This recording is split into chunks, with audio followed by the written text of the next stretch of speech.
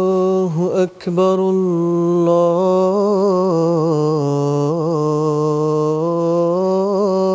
الله أكبر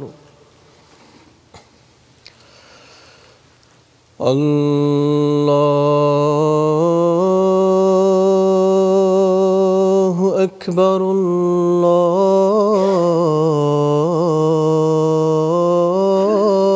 الله أكبر أشهد أن لا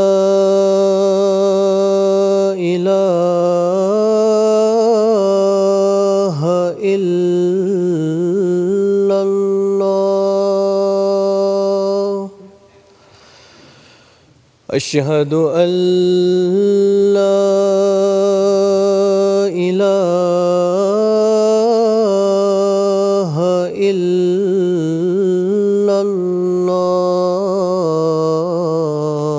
الله أشهد أن محمدًا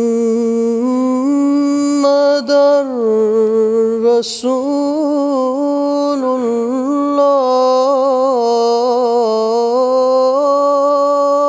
الله أشهد أن محمدًا رسول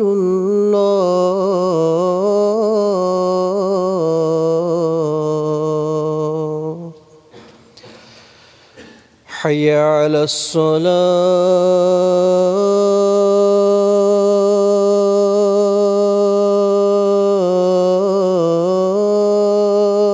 الصلاة حي على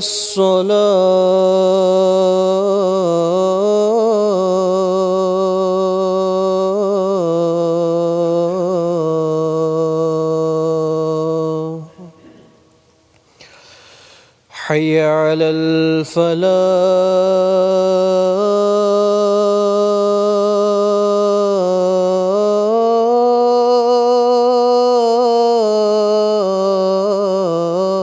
الفلاح حي على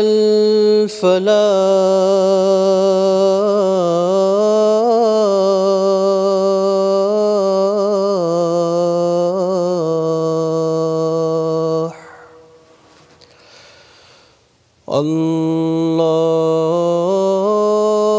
الله أكبر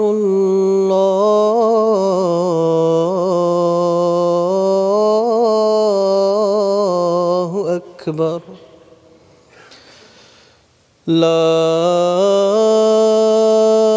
إله إلا الله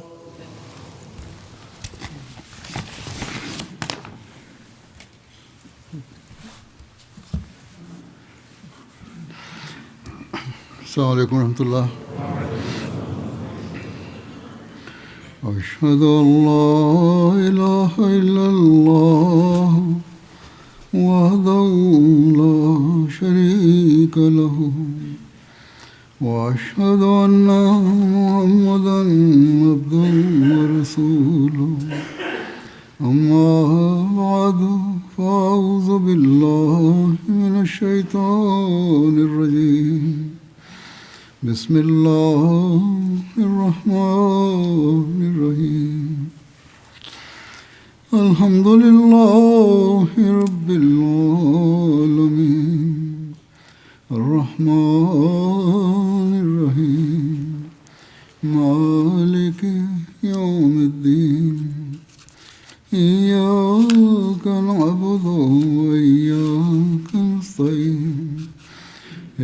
الصراط المستقيم صراط الذين أنعمت عليهم غير المغضوب عليهم ولا الضالين. Masih membahas berkenaan dengan sirat kehidupan Rasulullah Sallallahu Alaihi Wasallam. Khutbah-khutbah sebelumnya menerangkan tentang kecintaan kepada Allah Ta'ala. Tentang ini pun saat ini saya akan menyampaikannya lebih lanjut. Cara beribadah Rasulullah Sallallahu Alaihi Wasallam dan keindahannya telah diuraikan sebelumnya.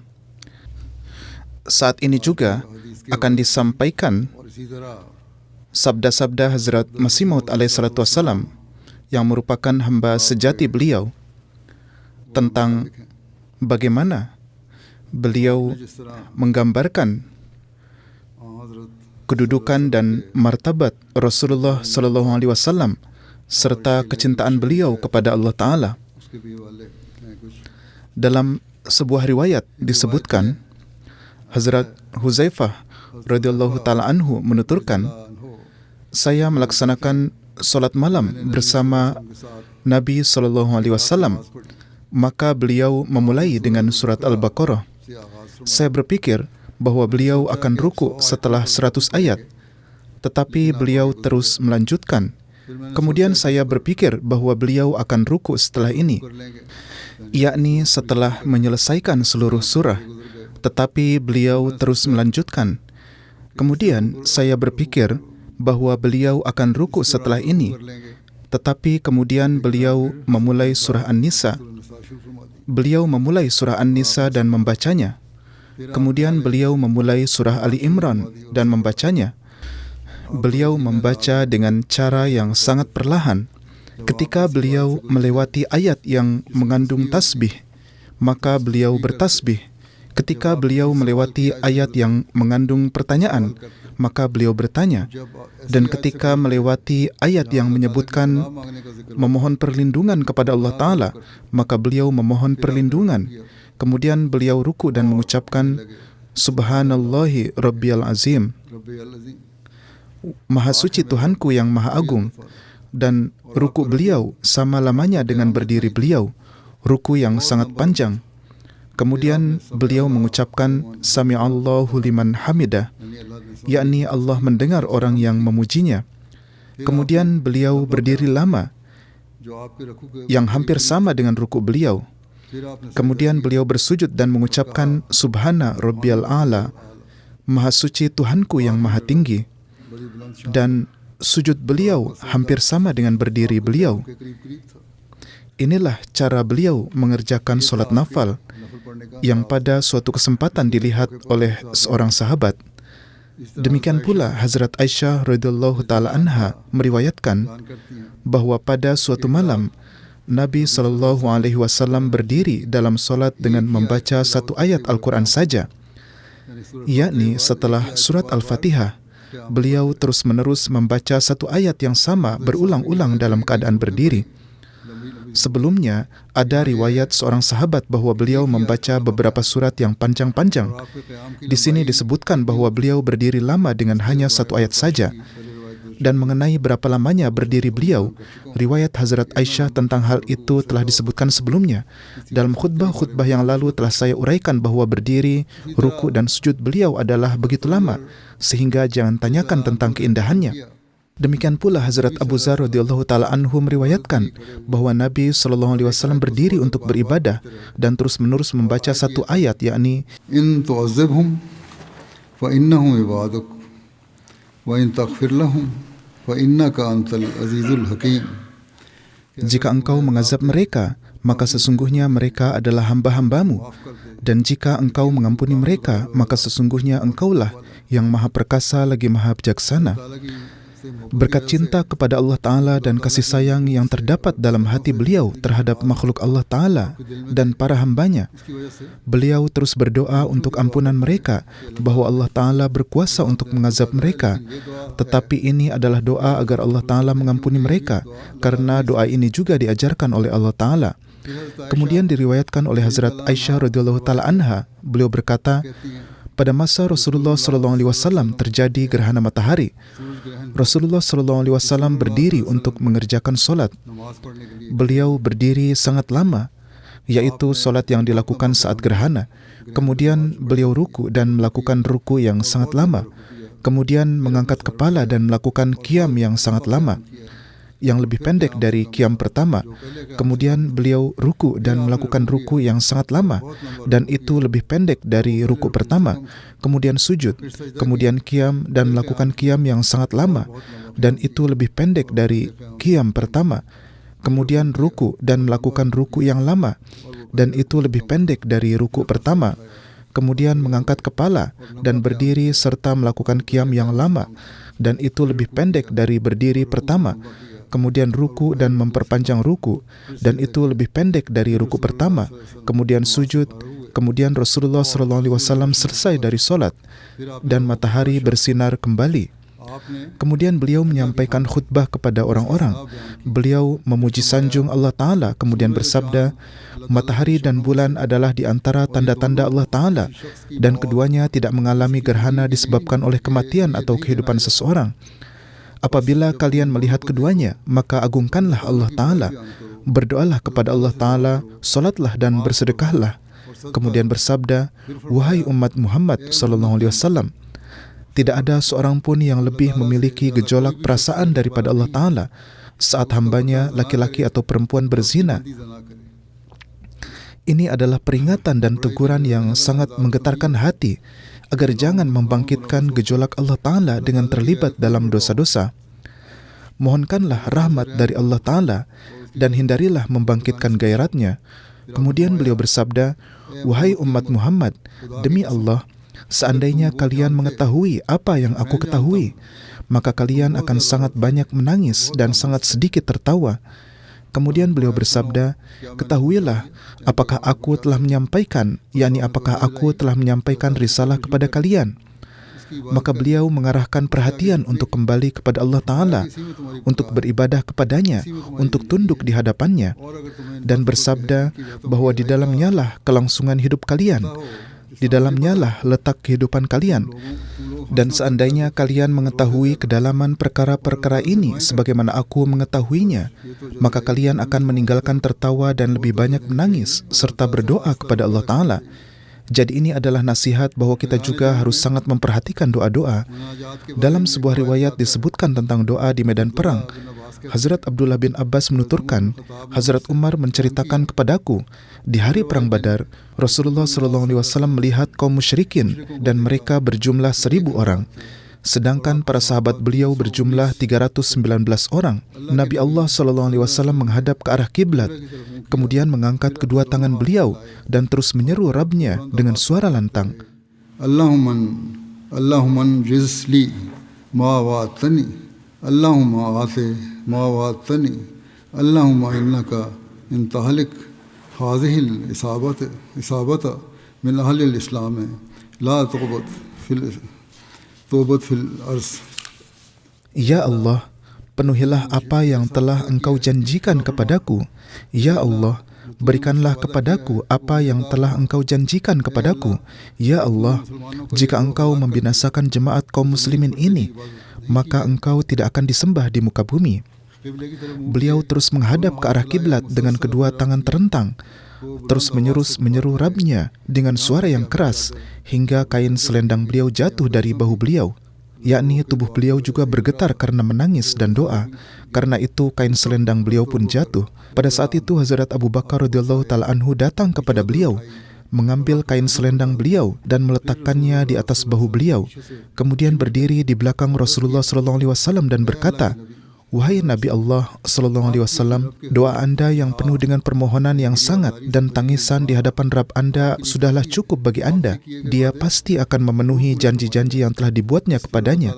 Atas hal ini Allah menurunkan ayat Istastaghithuna rabbakum wastajaba lakum anni mumiddukum bi alfin minal malaikati murdifin.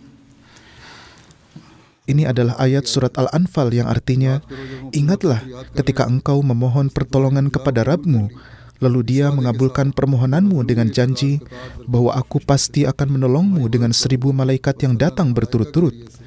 Maka Allah menolong beliau melalui para malaikat. Hazrat Masih Maud alaihissalam bersabda, dalam Al-Quran Suci berulang kali diberikan janji kepada Rasulullah SAW bahwa beliau akan memperoleh kemenangan atas orang-orang kafir. Tetapi ketika Perang Badar dimulai, yang merupakan perang pertama Islam, maka Rasulullah SAW lantas menangis dan berdoa. Beliau berdoa, Allahumma in ahlakta hadhil isabati walan tubad fil ardi abada. wahai Tuhanku, jika hari ini Engkau membinasakan jemaat ini yang hanya berjumlah 313 orang, atau menurut beberapa riwayat 319, maka setelah itu hingga kiamat tidak akan ada yang beribadah kepadamu. Ketika Hazrat Abu Bakar radhiyallahu ta'ala anhu mendengar kata-kata ini dari mulut beliau, maka berkata, wahai Rasulullah sallallahu alaihi wasallam, mengapa Anda begitu gelisah? Padahal Allah Ta'ala telah memberikan janji yang pasti kepada Anda bahwa aku akan memberikan kemenangan. Beliau sallallahu alaihi wasallam bersabda, ini benar, tetapi pandanganku tertuju pada sifat Allah yang tidak butuh apapun.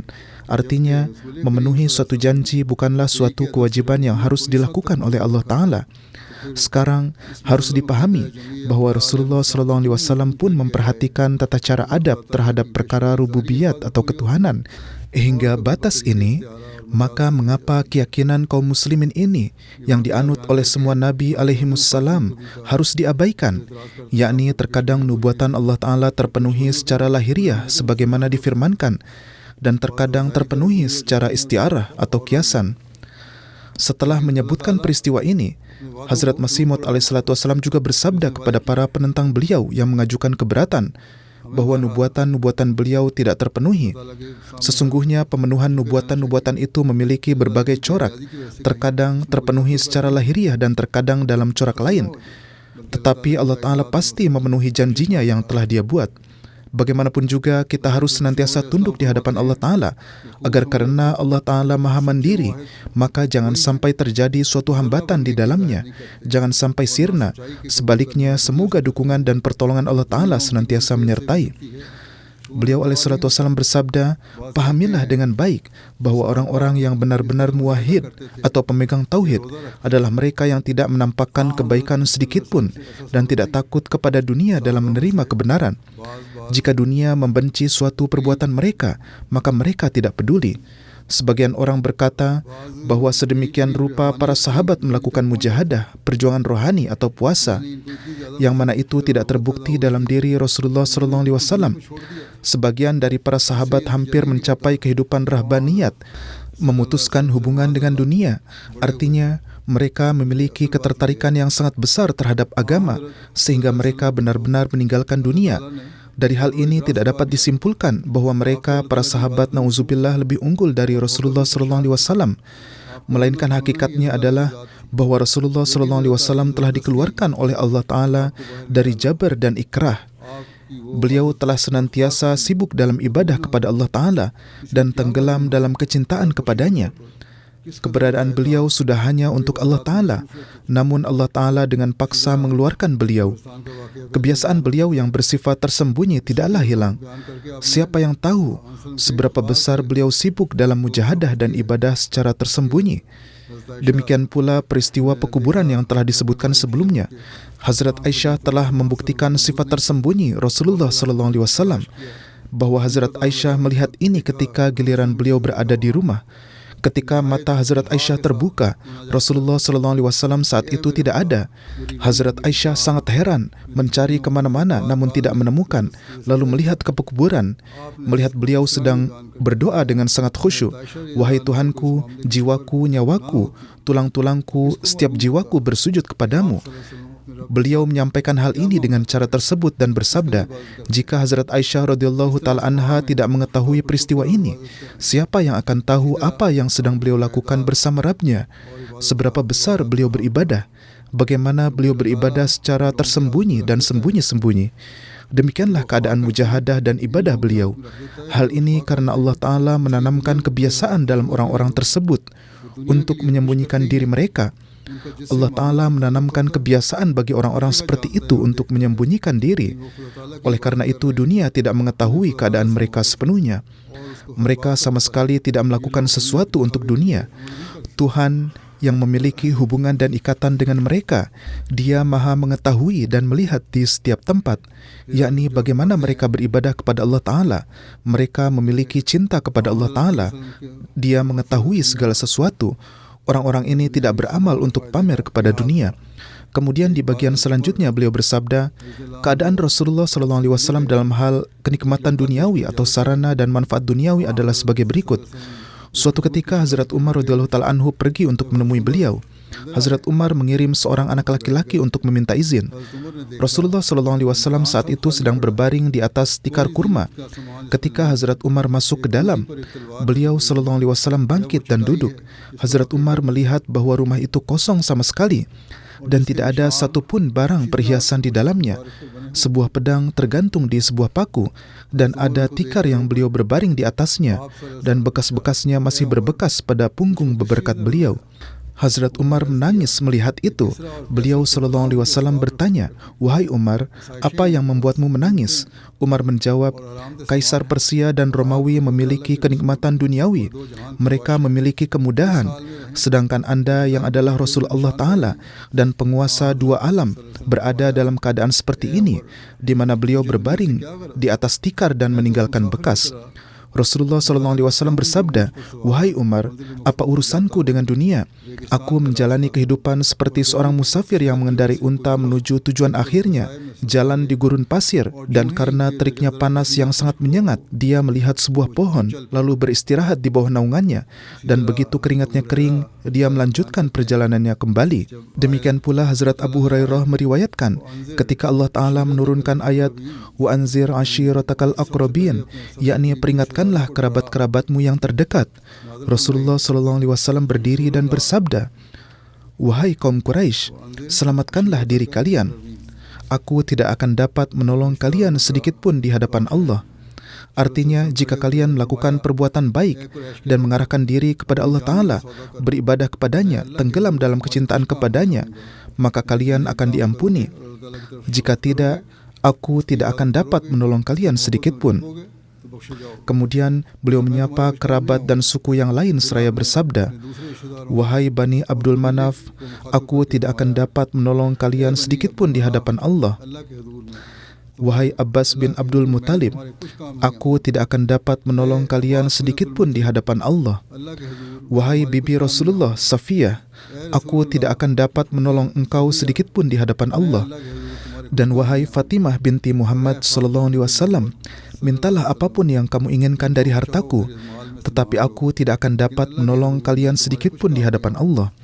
Artinya, ibadah kalian dan hubungan kalian dengan Allah Ta'ala lah yang akan menyelamatkan kalian. Dibandingkan dengan cinta dan kasih sayang kepada Allah Ta'ala, beliau tidak peduli terhadap nyawa beliau sendiri. Maka ketika Rasulullah SAW mulai menyampaikan tabligh, kaum Quraisy mendatangi Abu Talib dan berkata kepadanya, "Cegahlah keponakanmu dari mencela Tuhan-Tuhan kami. Jika tidak, kami sendiri yang akan mencegahnya. Dan jangan kamu ikut campur dalam hal itu." Mereka berkata, "Kami telah memohon kepadamu agar kamu mencegah keponakanmu. Sebelumnya pun kami telah berkata kepadamu, tetapi kamu tidak mencegahnya. Sekarang kami datang lagi. entah kami akan mencegahnya dari mengatakan hal-hal seperti itu tentang kami, atau kami akan berhadapan denganmu dan dengannya, sampai salah satu dari kedua pihak binasa. Ketika kaum Quraisy mengatakan hal ini kepada Abu Talib, Abu Talib memanggil Rasulullah SAW dan berkata kepada beliau, "Wahai anak saudaraku, janganlah kamu membebankan kepadaku beban yang tidak dapat aku pikul." Rasulullah SAW mengira bahwa pamannya akan meninggalkan pertolongan kepada beliau dan akan menyerahkan beliau kepada kaum Quraisy. Maka beliau SAW bersabda, "Wahai pamanku, demi Allah, seandainya mereka meletakkan matahari di tangan kananku dan bulan di tangan kiriku, aku tidak akan berhenti dari kewajibanku dan aku akan terus melakukan pekerjaanku sampai Allah menyempurnakannya atau aku binasa dalam usaha ini." Kemudian beliau bangkit dan hendak pergi dari sana. Maka Abu Talib memanggil beliau dan berkata, "Wahai keponakanku, lakukanlah apapun yang kamu kehendaki. Demi Allah, dengan alasan apapun, aku tidak akan menyerahkanmu kepada mereka." Peristiwa ini ditulis dalam Sirat Ibnu Hisham. Hazrat Aqdas Masih Maud alaihissalatu wassalam juga telah menerangkan peristiwa ini. Beliau bersabda, ketika ayat-ayat ini diturunkan bahwa kaum musyrikin adalah rijsun, mereka adalah kotor, mereka adalah syarul bariyah, makhluk yang paling buruk, mereka adalah sufaha, orang-orang yang tidak berakal, mereka adalah zurriyat syaitan, dan Tuhan-Tuhan mereka adalah waqudun nar, yakni bahan bakar api neraka, dan hasabu jahannam, bahan bakar jahannam. Maka Abu Talib memanggil Rasulullah SAW dan berkata, "Wahai keponakanku, sekarang kaum sangat marah karena kata-kata kerasmu, dan hampir saja mereka membunuhmu dan juga aku. Engkau telah menjadikan orang-orang berakal mereka sebagai safih, bodoh, dan engkau telah menyebut orang-orang terkemuka mereka sebagai syarrul bariyah, dan engkau menamai Tuhan-Tuhan mereka yang patut dihormati sebagai haizamu jahannam, kayu bakar neraka, dan waqudun nar. Dan secara umum engkau menetapkan mereka semua sebagai rijsun, zurriyat syaitan, dan kekotoran.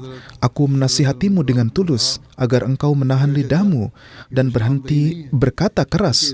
Jika tidak, aku tidak memiliki kekuatan untuk menghadapi kaumku." Rasulullah SAW menjawab, "Wahai pamanku, ini bukanlah kata-kata keras, melainkan pengungkapan fakta dan pernyataan yang tepat sesuai dengan kenyataan sesungguhnya. Dan inilah tugas yang untuknya aku diutus. Jika aku harus mati karenanya, maka aku dengan senang hati menerima kematian ini untuk diriku. Hidupku telah diwakafkan untuk jalan ini. Aku tidak dapat berhenti menyatakan kebenaran karena takut mati. Dan wahai pamanku, jika engkau khawatir akan kelemahanmu dan penderitaanmu sendiri, maka lepaskanlah aku dari perlindunganmu. Demi Allah, aku sama sekali tidak membutuhkanmu. Aku tidak akan pernah berhenti menyampaikan perintah-perintah ilahi. Perintah-perintah Tuhanku lebih berharga bagiku daripada nyawaku." Hazrat Muslih Maud radhiyallahu ta'ala anhu telah menulis dalam tafsir beliau, seluruh kehidupan Rasulullah SAW terlihat tenggelam dalam kecintaan kepada Allah, meskipun memikul tanggung jawab suatu jemaat yang sangat besar. Siang dan malam beliau tetap sibuk beribadah. Setelah tengah malam berlalu, beliau bangkit untuk beribadah kepada Allah Ta'ala dan terus beribadah hingga pagi. Dan oleh karena itu, Nabi SAW bersabda, "Ketika ini adalah kebenaran bahwa aku adalah hamba yang sangat dekat dengan Allah Ta'ala, dan Allah Ta'ala dengan karunia-Nya telah menganugerahkan kedekatannya kepadaku. Maka bukankah ini menjadi kewajibanku untuk bersyukur kepadanya sebisa mungkin? Karena bagaimanapun juga, syukur ini dilakukan sebagai balasan atas kebaikan, yakni ketika Allah Ta'ala telah memberikan kebaikan kepadaku, maka aku pun bersyukur." Demikian pula, beliau SAW tidak melakukan pekerjaan besar apapun tanpa izin Allah. Ketika ada perintah Allah, barulah beliau melakukannya. Dengan demikian, kita melihat bahwa meskipun penduduk Mekah melakukan kezaliman yang sangat keras, beliau tidak meninggalkan Mekah sampai wahyu turun kepada beliau dari Allah Ta'ala, dan melalui wahyu itu beliau diperintahkan untuk meninggalkan Mekah. Ketika melihat kerasnya kezaliman penduduk Mekah, beliau memberikan izin kepada para sahabat untuk berhijrah ke Habsyah. Lalu ketika mereka menyatakan keinginan agar beliau juga ikut bersama mereka, maka beliau bersabda, aku belum mendapat izin dari Allah Ta'ala. Aku belum mendapat izin darinya. Pada saat kezaliman dan penderitaan, ketika orang-orang pada akhirnya mengumpulkan teman-teman dan kerabat mereka di dekat mereka, Rasulullah SAW memberikan petunjuk kepada jemaat beliau untuk berhijrah dan pergi ke Habsyah, sementara beliau tinggal sendiri di Mekah karena Tuhan belum memberikan perintah kepada beliau untuk berhijrah. Kemudian ketika mendapat firman Allah turun pada diri beliau, serta-merta air mata beliau mengalir, khususnya ayat-ayat yang mengingatkan beliau tentang tanggung jawab beliau. Oleh karena itu, Abdullah bin Mas'ud meriwayatkan, suatu kali Rasulullah SAW bersabda kepada saya, "Perdengarkan kepadaku beberapa ayat Al-Quran." Saya menjawab, "Wahai Rasulullah, Al-Quran diturunkan kepada Anda. Apa yang harus saya bacakan kepada Anda?" Beliau bersabda, "Aku suka mendengar Al-Quran dibacakan oleh orang lain juga." Maka saya mulai membaca ayat-ayat surat An-Nisa. Ketika tiba pada ayat, فَكَيْفَ إِذَا جِئْنَا مِنْ كُلِّ أُمَّةٍ بِشَهِيدٍ وَجِئْنَا بِكَ عَلَى هَؤُلَاءِ شَهِيدًا, yakni bagaimana keadaannya ketika kami menghadirkan Nabi dari setiap umat agar berdiri di hadapan umatnya, dan kami mengambil perhitungan untuk umat itu, dan kami menghadirkan engkau juga di hadapan umatmu, dan kami mengambil perhitungannya. Maka saat itu Rasulullah SAW bersabda, "Cukup, cukup." Saya melihat ke arah beliau, dan saat itu pun air mata beliau mengalir. Saya telah menyebutkan tentang peristiwa ini di khutbah sebelumnya juga. Akan tetapi, berapa kali pun kita mendengar tentang rasa takut Rasulullah SAW kepada Allah Ta'ala dan kecintaan beliau kepadanya, maka terbukalah wawasan baru. Kemudian terkait kecintaan ilahi, peristiwa beliau SAW terluka saat berkunjung ke Taif pun tertera dalam sejarah. Pada tahun ke-10 kenabian, setelah wafatnya Abu Talib, ketika kaum Quraisy memulai kezaliman terhadap Rasulullah SAW, maka beliau berangkat ke Taif. Beliau tinggal di Taif selama 10 hari dan terus menyampaikan tabligh Islam. Tetapi tidak seorang pun menerima seruan beliau. Ketika para pemimpin di sana mendapat kekhawatiran bahwa para pemuda akan menerima tabligh beliau, jangan sampai karena berulang kali disampaikan mereka menerimanya, maka orang-orang itu menghasut beberapa orang jahat untuk melawan beliau. Beliau lalu dilempari dengan batu-batu hingga darah mengalir dari kedua kaki beliau. Hazrat Zaid juga bersama beliau pada saat itu. Ketika baru-baru datang, Hazrat Zaid berusaha menghalaunya dengan tubuhnya sendiri hingga kepala Hazrat Zaid juga terluka. Dalam Sahih Bukhari diriwayatkan mengenai peristiwa ini bahwa istri Nabi SAW, Hazrat Aisyah, menuturkan bahwa ia bertanya kepada Nabi, "Apakah ada hari yang lebih berat bagi Anda daripada hari Uhud ketika Anda terluka?" Beliau SAW bersabda, "Kesulitan yang menimpaku dari kaummu adalah yang paling berat dari semuanya. Hari itu lebih berat dari kesulitan yang menimpaku di hari Aqabah itu. Itu adalah saat di Taif, ketika aku menghadapkan diriku kepada Ibnu Abi Abdu Yalil bin Abdu Kulal untuk bertabligh kepadanya. Maka dia tidak memberikan jawaban seperti yang aku harapkan. Maka aku pergi dari sana dalam keadaan sangat gelisah.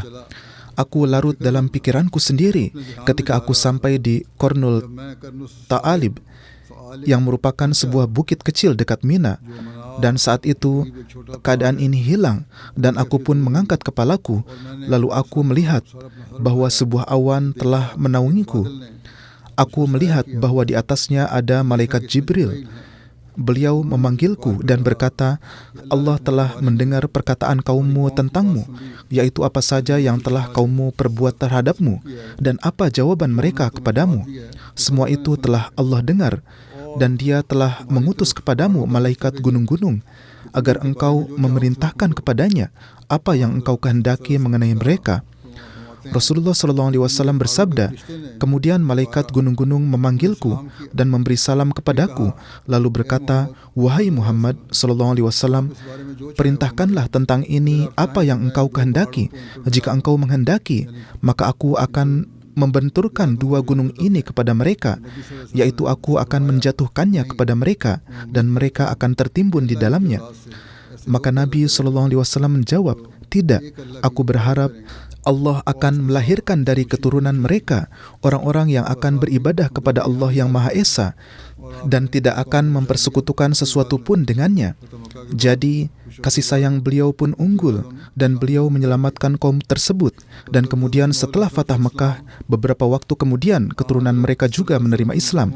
Hazrat Aqdas Masih Maud alaihissalatu wassalam mengenai kedudukan dan kemuliaan beliau bersabda, nur yang paling tinggi yang diberikan kepada manusia yaitu kepada sang insan kamil itu tidak didapat pada malaikat, tidak ada di bintang-bintang, tidak ada di bulan, tidak ada pula pada matahari, tidak ada pula pada samudra-samudra dan sungai-sungai bumi. Cahaya itu tidak ada pada batu permata, tidak ada pada batu yakut, zamrud, berlian, dan tidak pula ada pada mutiara. Singkatnya, cahaya itu tidak ada pada benda-benda bumi maupun langit. Hanya ada pada manusia, yaitu pada sang insan kamil, sosok yang paling sempurna, paling tinggi dan paling mulia, yang adalah junjungan dan pelindung kita, Sayyidul Anbiya, Sayyidul Ahya, Muhammad Mustafa sallallahu alaihi wasallam. Maka cahaya itu diberikan kepada manusia ini, dan sesuai dengan martabat-martabatnya diberikan pula kepada seluruh orang yang sewarna dengannya, yaitu kepada orang-orang yang memiliki warna yang sama, yakni bagi orang-orang yang beriman kepadanya dan mengamalkan sunnahnya. Kepada mereka juga cahaya itu diberikan. Kemudian dalam menjelaskan tentang amanat apakah yang diberikan kepada manusia, beliau bersabda, yang dimaksud dengan amanat adalah seluruh daya, akal, ilmu, hati, jiwa, indera-indera, rasa takut, rasa cinta, kehormatan, kemuliaan, dan semua nikmat rohani dan jasmani yang Allah Ta'ala anugerahkan kepada sang insan kamil. Kemudian sang insan kamil itu sesuai dengan ayat, Inna Allah ya'murukum an tu'addul amanati ila ahliha, memenuhi seluruh amanat itu ke hadirat Allah, yaitu dengan fana di dalamnya dan mewakafkan diri di jalannya.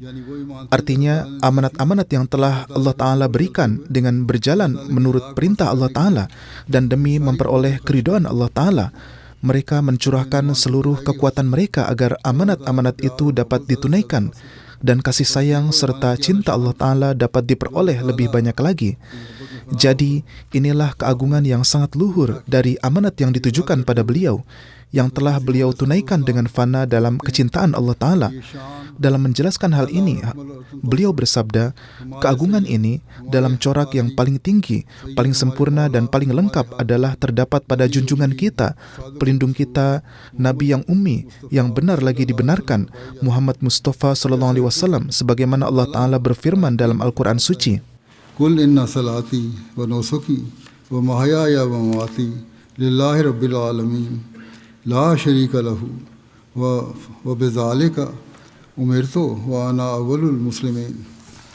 Kemudian Allah Ta'ala berfirman, wa anna hadha sirati mustaqima wattabi'u wa la tattabi'u subula wa tafarraqa bikum an sabili dzalikum wasaqum bihi la'allakum tattaqun.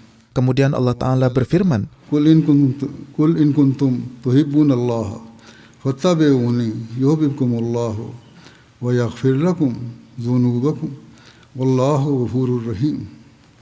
kemudian berfirman, Faqul aslamtu wajhiya lillah kemudian berfirman, wa umirtu an uslima lirabbil alamin. yaitu katakanlah kepada mereka bahwa solatku dan ibadahku, perjuanganku, pengorbanan-pengorbananku, serta hidupku dan matiku, semuanya untuk Allah dan di jalannya. Dialah Allah yang merupakan Tuhan semesta alam, yang tidak memiliki sekutu, dan aku telah diperintahkan, dan aku adalah awalul muslimin, yakni dari permulaan dunia hingga akhirnya. Tidak ada insan kamil lain yang memiliki derajat fanafillah yang begitu tinggi, dan yang akan mengemban semua amanat-amanat Allah Ta'ala seperti ini. Dalam ayat ini terdapat bantahan terhadap kaum muwahhid, penjunjung tauhid yang bodoh, yang memiliki keyakinan bahwa keunggulan Nabi kita SAW atas para nabi yang lain sama sekali tidak terbukti. Dan dengan mengemukakan hadis-hadis yang lemah, mereka mengatakan bahwa Rasulullah SAW telah melarang, menyatakan bahwa beliau memiliki keunggulan lebih dari Nabi Yunus. Orang-orang bodoh ini tidak memahami bahwa seandainya hadis itu sahih sekalipun, maka itu diucapkan sebagai bentuk kerendahan hati yang merupakan adat kebiasaan junjungan kita sallallahu alaihi wasallam. Setiap sabda beliau memiliki keadaan dan tempatnya masing-masing. Misalnya, jika seseorang yang saleh menulis dalam suratnya, ahqarul ibadillah, hamba Allah yang paling hina, maka menyimpulkan bahwa orang ini memang sungguh lebih buruk dari seluruh manusia di dunia, dan ia sungguh mengakui bahwa ia adalah ahqarul ibadillah. Maka betapa bodohnya keberatan ini.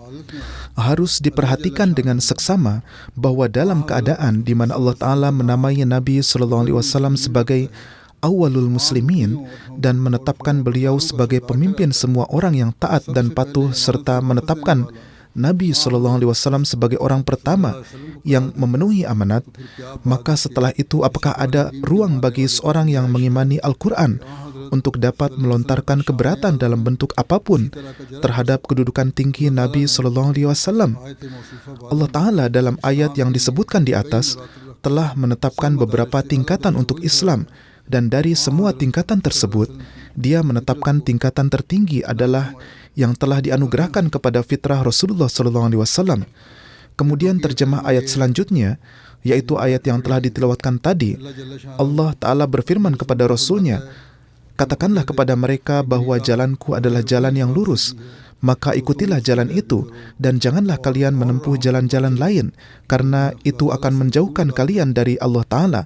Dia berfirman, "Katakanlah kepada mereka bahwa jika kalian mencintai Allah Ta'ala, maka datanglah dan ikutilah aku, yakni berjalanlah di atas jalanku, yang merupakan hakikat Islam yang tertinggi.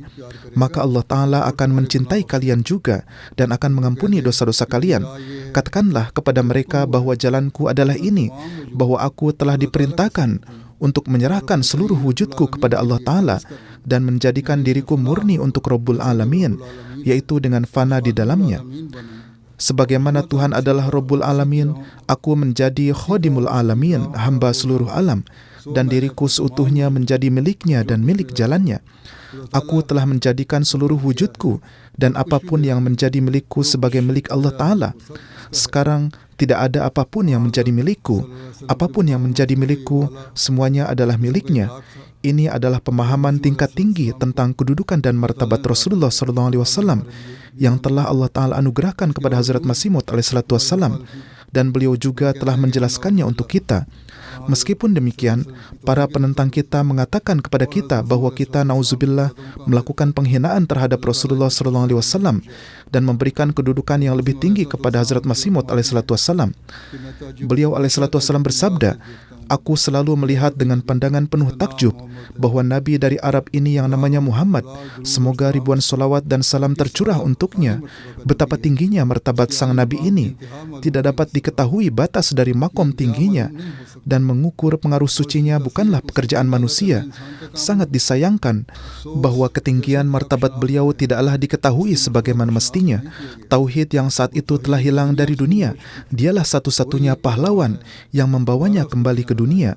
Dia mencintai Allah pada tingkatan yang tertinggi, dan pada tingkat yang tertinggi juga jiwanya meleleh dalam kasih sayang terhadap umat manusia. Oleh karena itu, Allah yang mengetahui rahasia hatinya memberikan kepadanya keutamaan atas seluruh nabi dan seluruh manusia terdahulu dan yang datang kemudian, dan memenuhi baginya segala keinginannya di dalam hidupnya.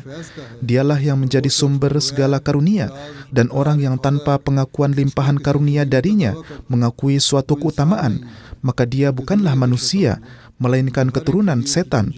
Karena setiap kunci keutamaan telah diberikan kepadanya, dan setiap perbendaharaan ma'rifat telah dianugerahkan kepadanya. Orang yang tidak memperoleh melalui perantaraannya, dia adalah orang yang terhalang sejak azali. Apa artinya diri kami ini dan hakikat kami? Kami akan menjadi kufur nikmat jika tidak mengakui bahwa tauhid hakiki telah kami peroleh melalui Nabi ini. Dan pengenalan akan Tuhan yang Maha Hidup kami dapatkan melalui Nabi yang sempurna ini dan dari cahayanya. Dan kehormatan menerima mukalamah dan mukhatabat ilahiyah yang dengannya kami melihat wajahnya. Ini juga tersedia bagi kami melalui Nabi yang mulia ini. Sinar cahaya matahari hidayah ini jatuh kepada kami bagaikan terik matahari, dan kami akan dapat tetap bercahaya hanya selama kami berdiri di hadapannya. orang-orang yang berpegangan pada keyakinan salah bahwa seseorang yang tidak beriman kepada Rasulullah SAW atau menjadi murtad, namun tetap teguh pada tauhid serta mengetahui Allah sebagai Yang Maha Esa dan tidak ada sekutu baginya, maka dia juga tetap akan memperoleh keselamatan dan tidak perlu beriman kepadanya sehingga menjadi murtad. Sesungguhnya orang-orang seperti itu sama sekali tidak mengetahui hakikat tauhid. Najat atau keselamatan tidak dapat diperoleh hanya dengan menganggap Allah sebagai Yang Maha Esa, melainkan keselamatan itu bergantung pada dua hal. Ada dua hal yang dengannya keselamatan dapat diperoleh. Pertama, beriman kepada keberadaan dan keesaan Allah Ta'ala dengan keyakinan yang sempurna. Dan kedua, kecintaan yang sempurna kepada Tuhan tertanam dalam hatinya dengan sedemikian rupa, di mana akibat dari kecintaan sempurna itu, maka ketaatan kepada Allah Ta'ala merupakan ketenangan jiwanya, yang tanpanya dia tidak dapat hidup, dan kecintaan kepadanya melumatkan dan melenyapkan semua cinta kepada selainnya. Inilah tauhid hakiki yang sama sekali tidak dapat diperoleh kecuali dengan mengikuti junjungan dan pemimpin kita Hazrat Muhammad SAW. Mengapa tanpa ini tidak dapat diperoleh? Jawabannya adalah bahwa zat Allah adalah Ghaibul Gaib, yang maha gaib, dan Wara'ul Wara, yang sangat tersembunyi, yang tidak dapat ditemukan hanya melalui kekuatan akal manusia, dan tidak ada dalil akal pikiran yang dapat menjadi bukti pasti atas wujudnya. Karena jangkauan akal manusia hanya sampai pada batas bahwa dengan memperhatikan ciptaan alam semesta ini, manusia merasakan perlunya adanya pencipta. Tetapi merasakan perlunya, ini adalah hal lain. Mencapai tingkat ainul yakin, meyakini bahwa keberadaannya adalah perlu, ini adalah hal lain. Melalui akal, hanya dapat diketahui bahwa Tuhan itu ada. Banyak orang yang mengatakan demikian namun tidak tahu siapa dia. Dan karena metode akal ini tidak sempurna, tidak lengkap, serta penuh keraguan, maka setiap filsuf tidak dapat mengenal Tuhan semata-mata melalui akalnya. Bahkan, kebanyakan orang yang ingin menemukan Allah Ta'ala dengan hanya mengandalkan akal pada akhirnya menjadi ateis. Dan merenungkan ciptaan bumi dan langit tidak dapat memberikan manfaat apapun kepada mereka. Mereka mengolok-olok dan menertawakan orang-orang kamil dari Allah Ta'ala. Dan dalil mereka adalah bahwa di dunia ini terdapat ribuan hal yang keberadaannya tidak mereka lihat manfaatnya. Dan yang dari keberadaannya itu, menurut penelitian akal mereka, menunjukkan adanya Sang Pencipta. Ketika mereka memikirkan dengan akal, maka mereka melihat beberapa hal yang tidak ada dalil akal atas keberadaannya. Mengapa hal-hal itu ada? Dan mengatakan bahwa keberadaan hal-hal tersebut hanyalah sia-sia dan batil semata. Demikianlah kata orang-orang itu. Sangat disayangkan, orang-orang bodoh itu tidak tahu bahwa ketiadaan ilmu tidaklah mengharuskan ketiadaan sesuatu. Sesuatu yang belum diketahui ilmunya tidaklah berarti bahwa sesuatu itu tidak ada. Orang-orang seperti ini ada ratusan ribu di zaman ini. Dewasa ini bahkan sudah jutaan yang menganggap diri mereka sendiri sebagai orang-orang yang paling berakal dan filsuf, serta sangat mengingkari keberadaan Allah Ta'ala. Sekarang jelas bahwa jika mereka mendapatkan dalil akal yang kuat, maka mereka tidak akan mengingkari keberadaan Allah Ta'ala. Dan jika ada dalil yang meyakinkan akal tentang keberadaan Tuhan yang Maha Mulia, yang mewajibkan mereka, maka mereka tidak akan mengingkari keberadaan Allah Ta'ala dengan sangat tidak tahu malu dan dengan mengolok-olok dan menertawakan. Alhasil, tidak ada seorang pun yang dapat selamat dari badai keraguan dengan menumpang perahu para filsuf. Kemudian, jika kalian duduk bersama para filsuf atau mengikuti pemikiran mereka, maka tidak mungkin kalian akan selamat dari keraguan. Ada badai keraguan di dalam hati para filsuf yang mengingkari Allah Ta'ala.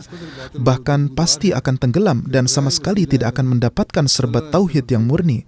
Sekarang pikirkanlah betapa batil dan busuknya pemikiran ini, bahwa tanpa wasilah Rasulullah SAW, tauhid dapat diperoleh dan dengan itu manusia dapat diselamatkan.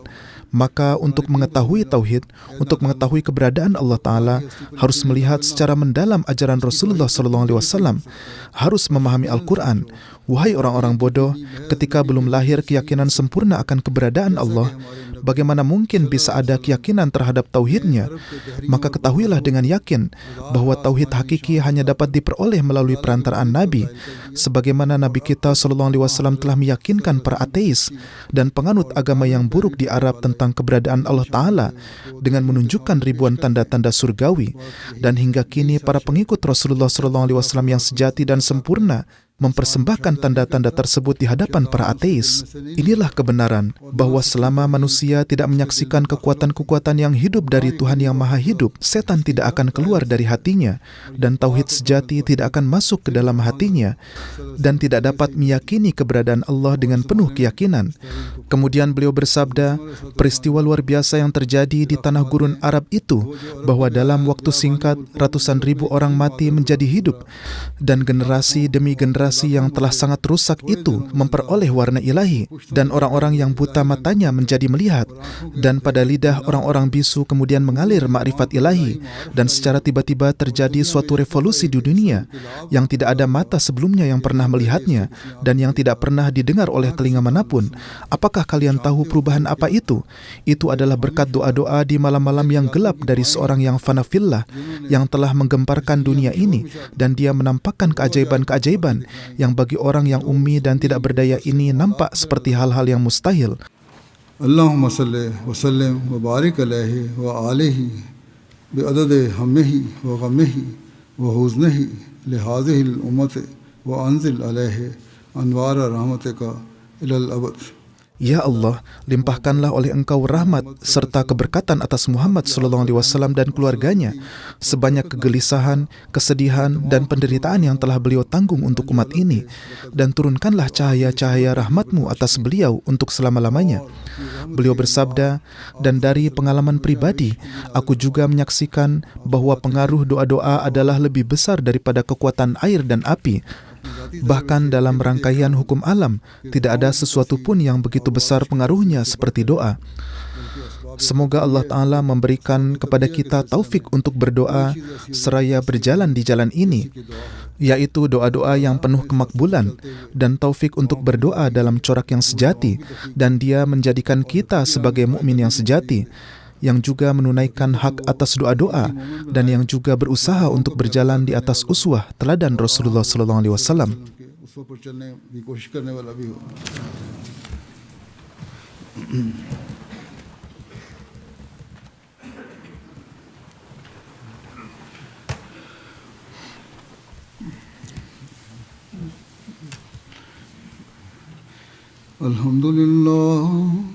Alhamdulillah nahmaduhu wa nasta'inuhu wa nastaghfiruh wa nu'minu bihi wa natawakkalu alayhi wa na'udzu billahi min shururi anfusina wa min sayyiati a'malina.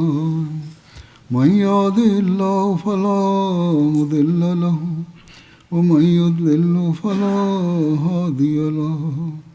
ونشهد أن لا إله إلا الله ونشهد أن محمدا عبده ورسوله. عباد الله رحمكم الله إن الله يأمر بالعدل والإحسان وإيتاء ذي القربى وينهى عن الفحشاء والمنكر والبغي يعظكم لعلكم تذكرون. اذكروا الله يذكركم وادعوه يستجب لكم ولذكر الله أكبر.